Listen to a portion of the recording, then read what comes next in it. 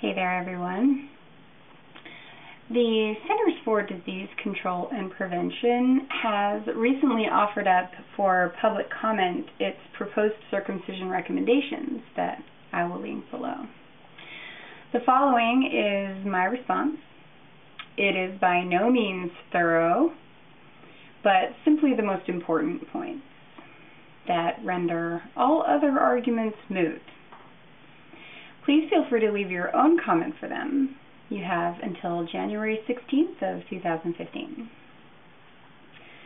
Much like the recently published circumcision policy by the American Academy of Pediatrics, the CDC's new proposed recommendations approach the issue of circumcision from the predictably skewed perspective of American culture rather than one of unbiased medical honesty. They appear at first to cover all of the relevant medical issues like benefits and risks of the surgery, as well as social considerations like cost and acceptability. There's a glaring lack of information, though, and a massive underlying erroneous assumption. The foreskin and its functions are not even described, let alone considered as part of the loss in the evaluation being made. The physical impact of destroying those functions and the psychological impact of that loss and of altering a person's genitalia by force has not even been adequately studied and so couldn't be included in the evaluation. There is no way to honestly compare losses to benefits when the losses are not known or acknowledged. Even with all of the necessary information, there's a problem with the approach of adding up the good and the bad to decide whether infant circumcision is good or bad. The first and oldest rule of medical ethics is, in its native Latin, primum non nocere, meaning first do no harm, also known as the principle of non-maleficence in modern language.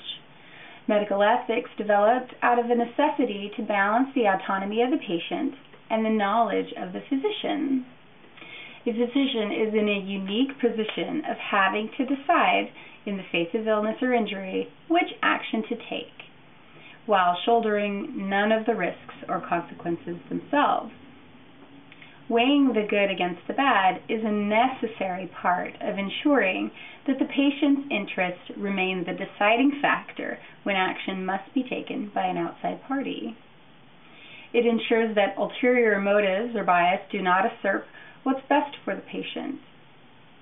This is meant to guide the physician in what to do when there is a problem to address. It is not meant to evaluate the acceptability of taking action when none is needed. The erroneous assumption that risk versus benefit can be applied when there's nothing actually wrong. This aspect of non-maleficence can be summed up in the lay phrase, if it ain't broke, don't fix it. Even though there is a section on ethics, the proposed recommendation simply acknowledges that questions of ethics exist and makes a claim that those questions were evaluated. The underlying assertion is still made within the ethics section that risk versus benefit is the appropriate way to evaluate the forced removal of currently healthy tissue, and the question of autonomy is swept aside simply because vaccination is considered an acceptable parental decision. I would like to show through metaphor the failure of logic going on here. The use of fire is known to be a good way to halt an out-of-control blaze. It's effective, and the loss of what's burned is an acceptable one because it prevents further loss. We don't allow the fact that fire can sometimes be used for good to fool us into thinking that any use of fire is good. I could hardly make the argument that it's okay for me to burn down a building simply because fires keep us warm in the winter. The fact that circumcision is sometimes a solution to a valid medical issue should not be used to argue that it's a valid act before a solution is needed. The CDC, the AAP, anyone arguing about the benefits of forcing circumcision on a man is a lot like me arguing the benefits of burning down my neighbor's garage. First, I have heard my neighbor arguing with his spouse about how much time he spends there. I would successfully eliminate the stress of arguing and the strain on their relationship by getting rid of the temptation or ability to spend time in the garage. Second, I witnessed my neighbor accidentally shutting the door of the garage on the back of his car, causing damage to both his car and his garage door.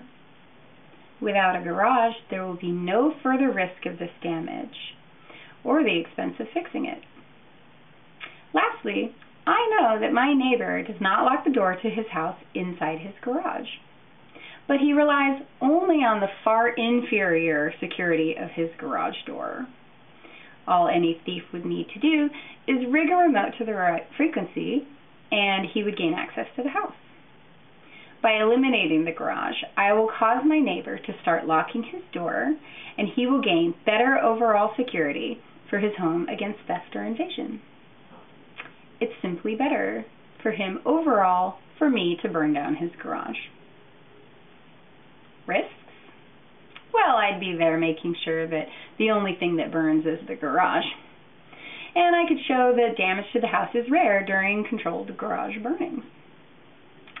These are the only arguments I have to make if I conveniently ignore any consideration of who owns the garage and the value of its function and its contents.